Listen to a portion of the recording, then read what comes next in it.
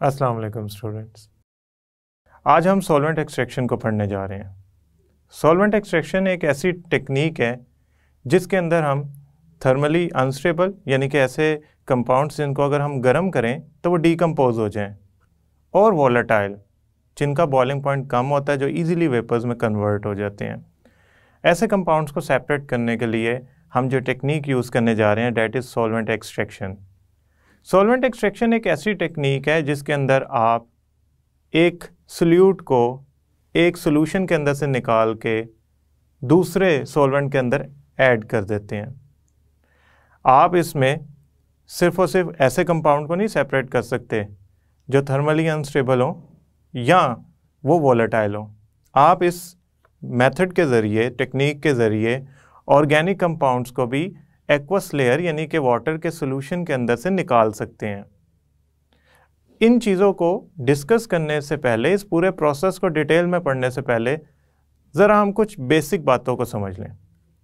दो लिक्विड्स अगर आपस में मिक्स किए जाएं तो वो तीन किस्म के सोल्यूशन बना सकते हैं।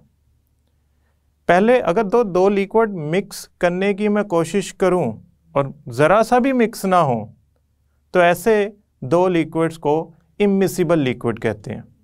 फॉर एग्जांपल, कार्बन टेट्राक्लोराइड को अगर मैं वाटर में मिक्स करने की कोशिश करूं तो वो मिक्स नहीं होंगे। अगर मैं बेंजीन को वाटर में मिक्स करने की कोशिश करूं तो ये मिक्स नहीं होंगे, या किसी हाइड्रोकार्बन कंपाउंड को वाटर में मिक्स करने की कोशिश करूं ये मिक्स नहीं होंगे। हमने घर में अक्सर ऑयल और वाटर को एज अ सेपरेट आइडेंटिटी देखा है। एक पानी के गिलास या किसी भी बर्तन के अंदर अगर ये आ भी जाएं इकट्ठे तो ये लैदा ही रहते हैं, आपस में मिक्स नहीं हो पाते।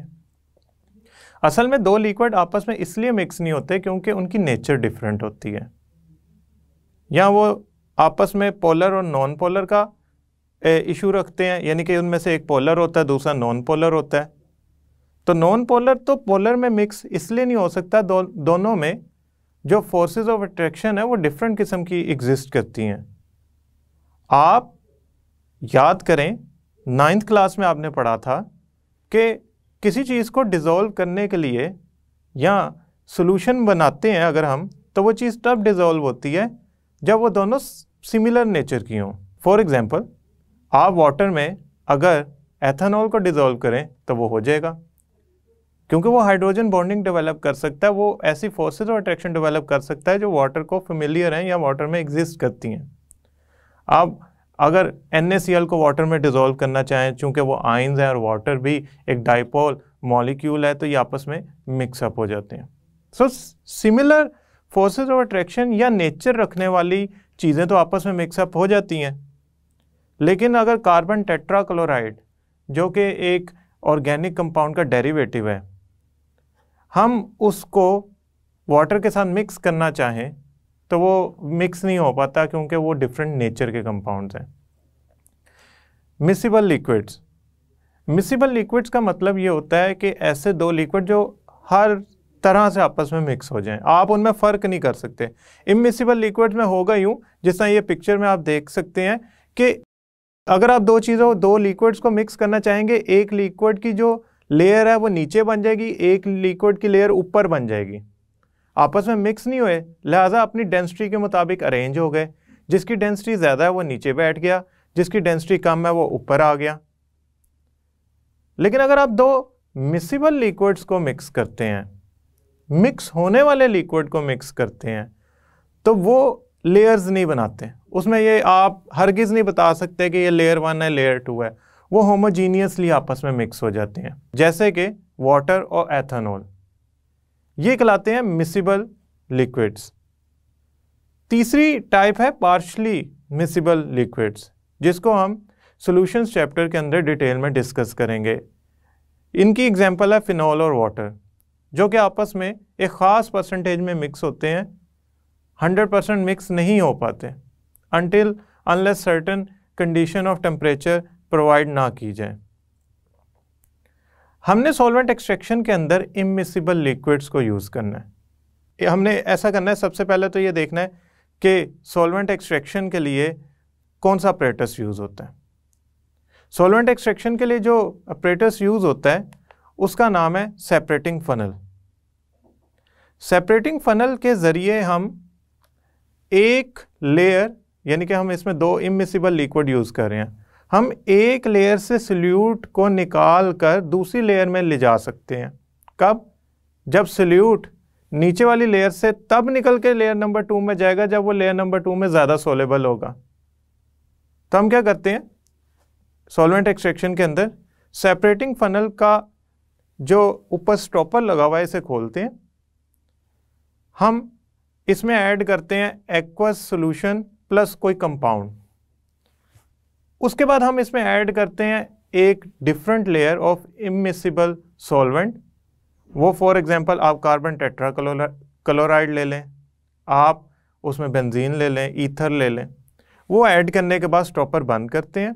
अब होता यूँ है कि कार्बन के अंदर जो सोल्यूट डिज़ोल्व हुआ है या जो कंपाउंड मौजूद है, से वो एक ऑर्गेनिक कंपाउंड है, वो ऑर्गेनिक कंपाउंड चूँकि वाटर की बजाय प्रेफर करेगा, ज़्यादा डिज़ोल्व होना पसंद करेगा जो ऊपर वाली लेयर है, यानी कि ऑर्गेनिक सॉल्वेंट है उसके अंदर। तो शेक करने पे होगा यूँ कि वो नीचे वाली जो सब्सटेंस है वो ऊपर वाली लेयर में जाना शुरू हो जाएगी। तो बहुत बड़ा हिस्सा वाटर की लेयर से निकलकर दूसरी इमिसिबल सॉल्वेंट की लेयर में चला जाएगा। तो आपने किया क्या, आपने एक्सट्रैक्ट कर लिया है सोल्यूट को फ्रॉम लेयर 1 इन लेयर 2, और उसके लिए जो यूज़ किया आपने डिवाइस या ऑपरेटर्स वो है सेपरेटिंग फनल। सेपरेटिंग फनल के नीचे वॉल्व लगा होता है। जब आपको लगता है कि एक लेयर से सोल्यूट निकल के दूसरी लेयर में चला गया है या एक लेयर से ऑर्गेनिक कंपाउंड निकल के दूसरी लेयर में किसी हद तक चला गया है, तो आप इसका वॉल्व ओपन करते हैं, तो निचली लेयर नीचे आ जाती है, निकल जाती है, और जो ऊपर वाली लेयर है वो सेपरेटिंग फनल में रह जाती है। फिर एक और भी कर लें और उसमें दूसरी लेयर को सेपरेट कर लें। So solvent extraction is very simple technique, जिसमें आपने करना क्या है कि जिस सोल्यूट को एक्वस लेयर से अलहदा करना है उसको सेपरेटिंग फनल में डालना है, उसके ऊपर एक इमिसिबल लिक्विड की अमाउंट फिल करनी है, इससे 2 लेयर्स बन जाएंगी।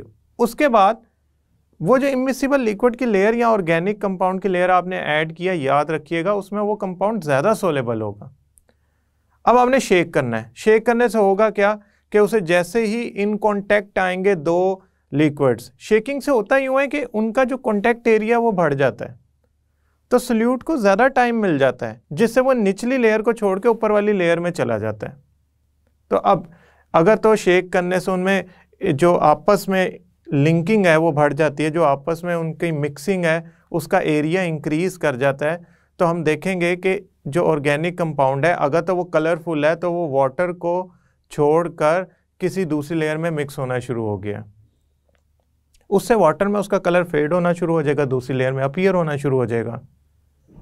तो इस प्रोसेस को जिससे हमने किया क्या है कि एक एक्वस सॉल्यूशन से किसी कंपाउंड को निकाला है और उसको हम फिर दूसरी लेयर में डिसॉल्व हुई है, वो दूसरी लेयर और फर्स्ट लेयर को हमने सेपरेट किया है थ्रू द वॉल्व ओपनिंग, और फिर हमने जो हमारे पास जिस लेयर के अंदर यानी कि ऑर्गेनिक लेयर के अंदर ये कंपाउंड मिक्स हुआ है उसको हम एवेपोरेट कराएंगे, पीछे हमारा ऑर्गेनिक कंपाउंड बच जाएगा। तो पहले स्टेप के अंदर आपने 2 इमिसिबल लिक्विड्स को मिक्स करना है, सोल्यूट एक लेयर को छोड़ के दूसरी लेयर में चला जाएगा, उसके बाद आपने दोनों लेयर्स को सेपरेट कर लेना है। सोल्यूट ऑर्गेनिक लेयर के अंदर जो गया है उसको आप एवेपोरेट करा दें, अगर तो वो ऑर्गेनिक कंपाउंड है तो उसका जो मेल्टिंग पॉइंट जो बॉइलिंग पॉइंट होगा वो कम होगा, लिहाजा वो इजीली एवेपोरेट हो जाएगा। अब वो आपके पास जो प्योर फॉर्म में ऑर्गेनिक कंपाउंड आ गया।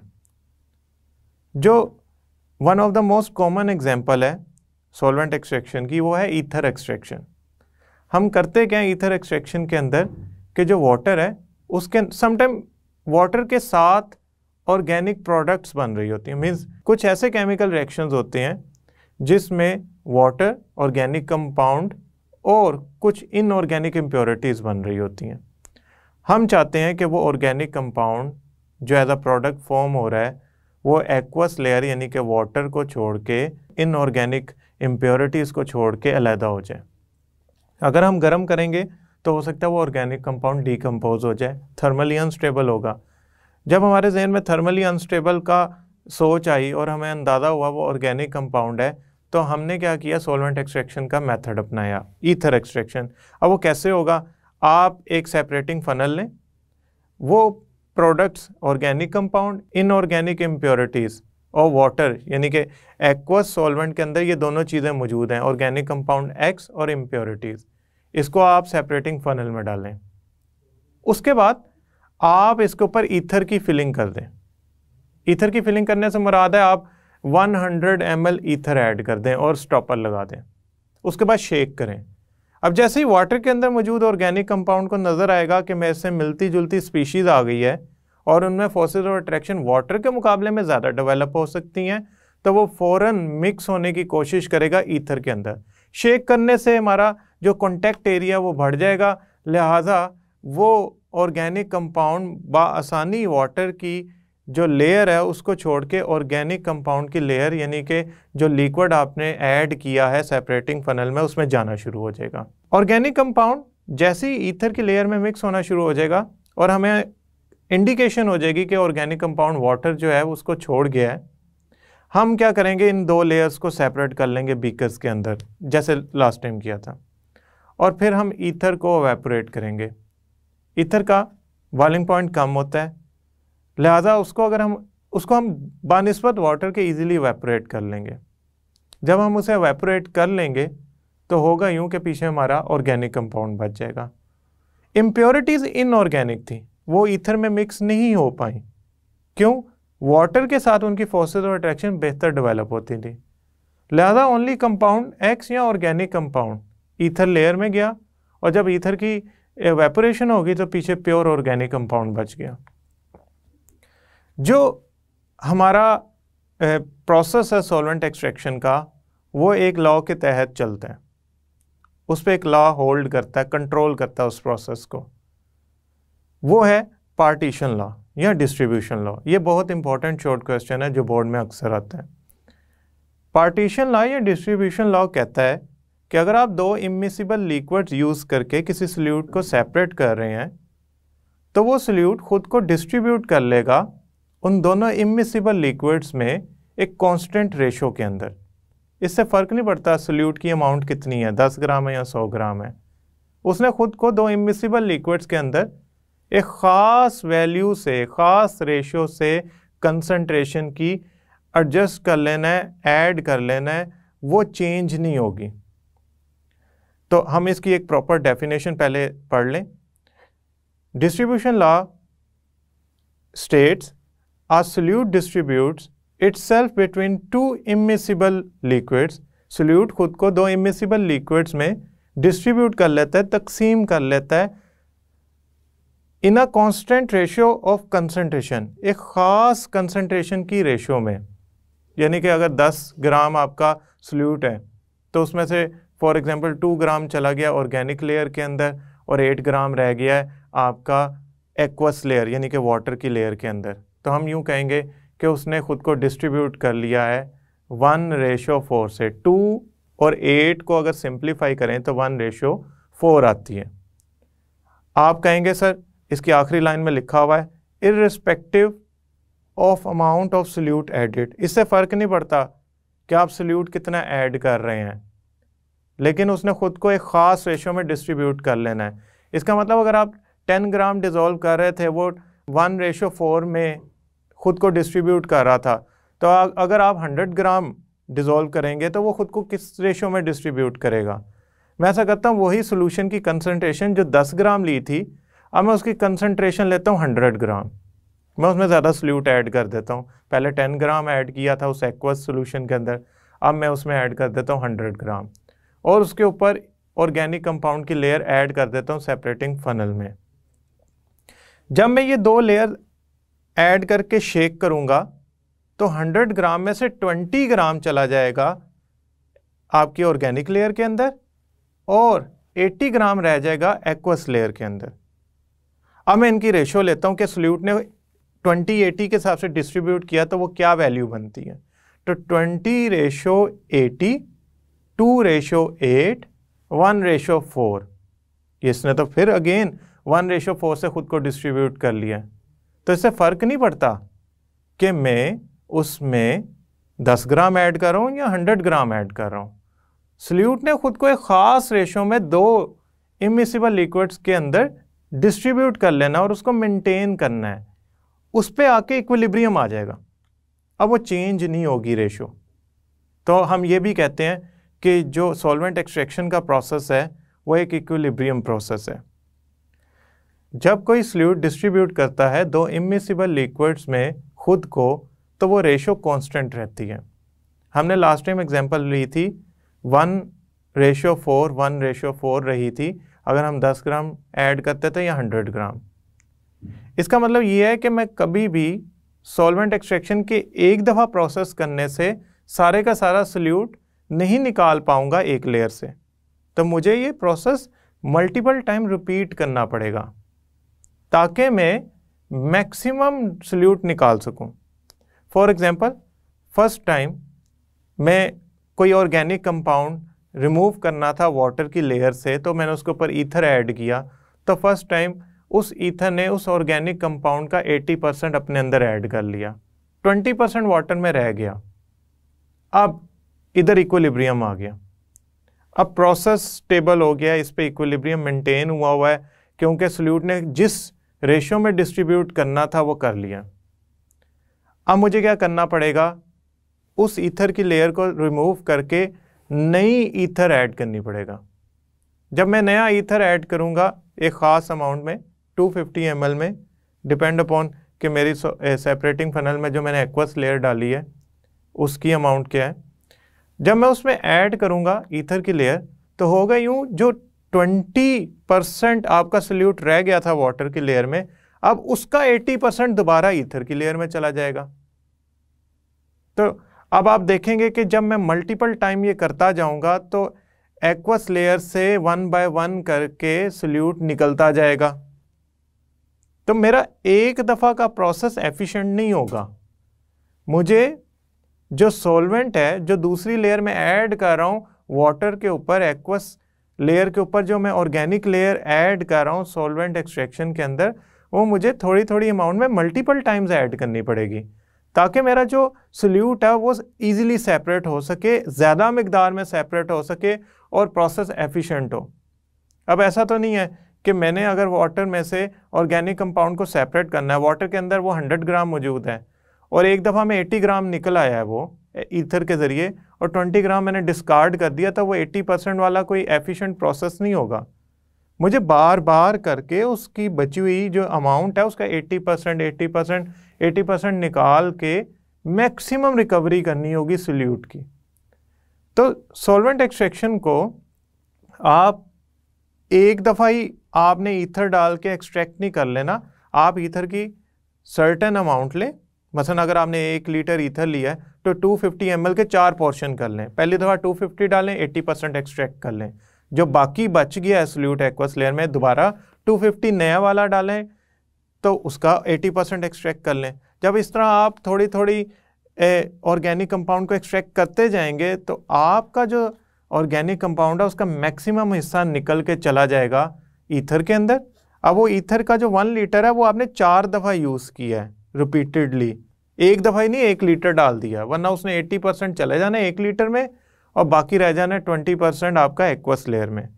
आपने थोड़ी अमाउंट यूज़ किया सॉल्वेंट की मल्टीपल टाइम्स और एफिशिएंसी बढ़ा ली है। अब आपके पास जो रिज़ल्ट आएगा उसमें सल्यूट ज़्यादा मिकदार में रिकवर होगा एज़ कम्पेयर टू अगर आप एक दफ़ा करते हैं।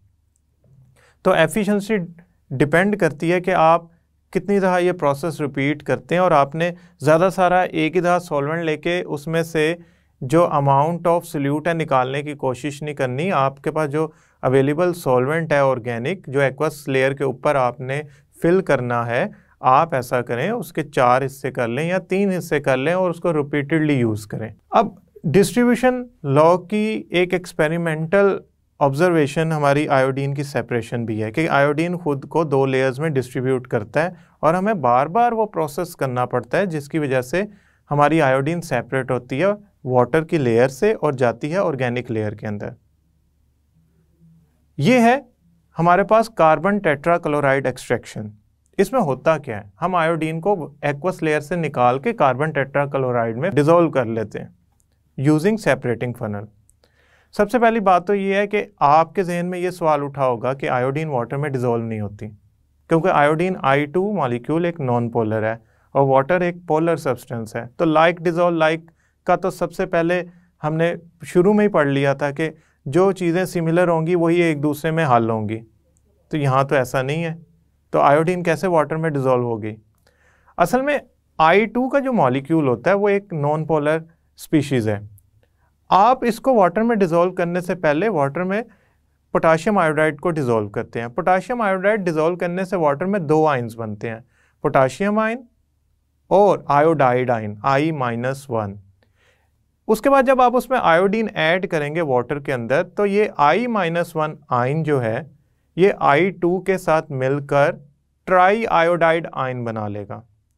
अब I2 नहीं रहा, बल्कि उसने वाटर में मौजूद जो पहले से आयोडाइड आयन थे उनके साथ मिलकर ट्राई आयोडाइड आयन बना लिया।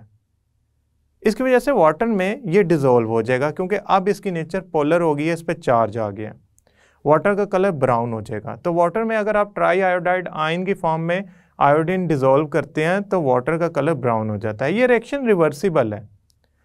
अब आप कहेंगे सर अगर आप फेवरेबल कंडीशंस दें I3-1 को, ट्राई आयोडाइड आयन वापस रिएक्शन चलाएगा I2 की तरफ। अगर आप फेवरेबल कंडीशंस दें I2 की तरफ तो रिएक्शन फॉरवर्ड जाना शुरू हो जाएगा। हमने इसमें से I2 को एक्सट्रैक्ट करना है, यानी कि रिएक्शन रिवर्स साइड पे लाना है। तो हम क्या करते हैं, एक सेपरेटिंग फनल लेते हैं। ये ब्राउन कलर का सोल्यूशन जिसमें I3-1 की फॉर्म में डिसॉल्व हुआ है आयोडीन, इसको उसमें फिल करते हैं। हम कार्बन टेट्राक्लोराइड का 1 लीटर सैंपल लेते हैं प्योर फॉर्म में, उसमें से 250 ml डालते हैं और शेक करते हैं। हम देखते हैं कि जैसे ही हमने शेक करना शुरू किया, जो ब्राउन कलर था वाटर का वो फेड होना शुरू हो गया, हल्का होना शुरू हो गया, और कार्बन टेट्राक्लोराइड की जो लेयर हमने ऐड की थी उसमें पर्पलिश कलर अपीयर होना शुरू हो गया। जैसे ही हमें ये आइडिया हुआ, नज़र आना शुरू हुआ, हमें ये लगा कि एक लेयर से कोई चीज़ निकल कर दूसरी लेयर में जाना शुरू हो गई है। असल में I2 का कलर होता है पर्पल और I3-1 का कलर होता है ब्राउन।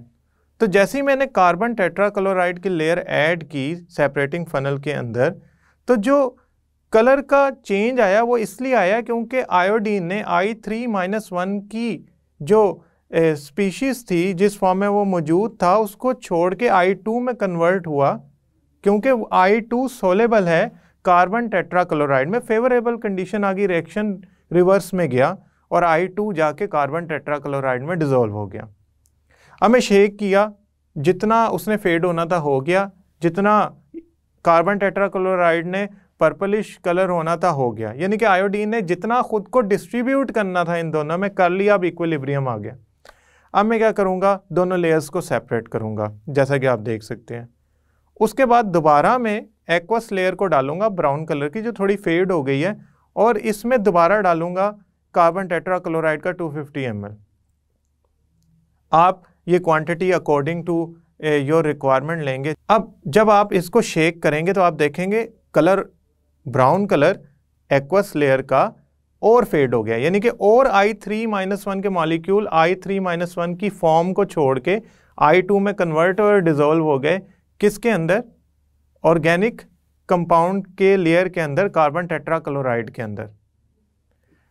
आहिस्ता आहिस्ता होगा यूं कि आप जब ये प्रोसेस रिपीटेडली करेंगे तो ब्राउन कलर इतना फेड हो जाएगा कि आपको लगेगा जिस तरह तकरीबन सारा आयोडीन जो है वो I3-1 की फॉर्म छोड़ के, जिसमें वो वाटर में डिसॉल्व था, I2 की फॉर्म में जाके ऐड हो गया है ऑर्गेनिक लेयर के अंदर। यानी कि आयोडीन एक्वस लेयर को छोड़ के ऐड हो गया है उस कार्बन टेट्राक्लोराइड के लेयर्स में, लिक्विड में, जो आप बार बार ऐड कर रहे थे। अब वो जो 4 पर्पल रंग के आपके पास कार्बन टेट्राक्लोराइड की कलेक्शंस आई हैं सॉल्वेंट एक्सट्रैक्शन से, उनको इकट्ठा करें, कार्बन टेट्राक्लोराइड एवेपोरेट हो जाएगा, पीछे आयोडीन छोड़ देगा। ये जो डिस्ट्रीब्यूशन है सोल्यूट की 2 इमिसिबल लिक्विड्स में, इसको एक न्यूमेरिकल रेशो से शो किया जाता है जिसे कहते हैं डिस्ट्रीब्यूशन कोएफिशिएंट। या डिस्ट्रीब्यूशन कांस्टेंट, ये इक्वल होता है के के, और इसकी वैल्यू मेजर की जाती है रेशो से, किसमें? The concentration of our solute in organic layer divided by concentration of solute in aqueous layer. अभी हमारे पास जो सोल्यूट था वो था आयोडीन, तो I2 इन कार्बन टेट्राक्लोराइड कितना डिजोल्व हुआ है, डिवाइडेड बाय उसकी सोल्युबिलिटी कितनी है, डिवाइडेड बाय I3-1, क्योंकि I2 तो वाटर में डिजोल्व नहीं होता, वो तो I3-1 की फॉर्म में डिजोल्व हुआ है इन एक्वस लेयर या इन वाटर। तो इन दो कंसंट्रेशन को अगर मैं एक दूसरे से डिवाइड कर दूंगा तो मेरे पास K की वैल्यू आएगी। फॉर एग्जांपल ये वैल्यू 85 आई है, तो इसका मतलब ये है कि जो आयोडीन है वो 85 टाइम्स ज़्यादा सोलेबल है जो ऑर्गेनिक लेयर आपने ऐड की है कार्बन टेट्राक्लोराइड की बानिस्बत उस लेयर के अंदर जो कि एक्वस लेयर है। तो हमने जो ये पूरा प्रोसेस पढ़ा है सॉल्वेंट एक्सट्रैक्शन का, इससे हमें 3 बातें पता लगी। सॉल्वेंट एक्सट्रैक्शन एक ऐसी टेक्निक है जिससे हम थर्मली अनस्टेबल, वोलेटाइल या ऑर्गेनिक कंपाउंड्स को सेपरेट कर सकते हैं, ऑर्गेनिक कंपाउंड को एक्वस लेयर से सेपरेट कर सकते हैं।